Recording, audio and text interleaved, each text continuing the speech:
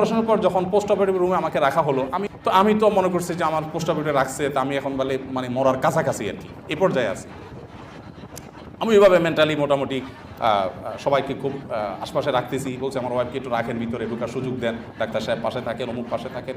আমি অবস্থা খারাপ হয়ে যাচ্ছে যে আমি কখন এখান থেকে বের হবো, কী হবে আমার, আমি আদৌ বাঁচবো না শেষ, কালিমা টালিমা পড়তেছি।